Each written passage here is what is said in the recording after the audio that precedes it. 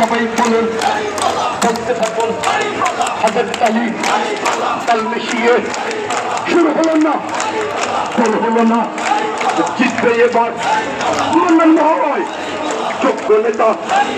সৎ নেতা, ধোলাই খালে পুরান ঢাকায় স্টক মার্কেটে প্রভাব উঠেছে, জিতবে এবার ইনশাআল্লাহ। দেখিয়ে দাও,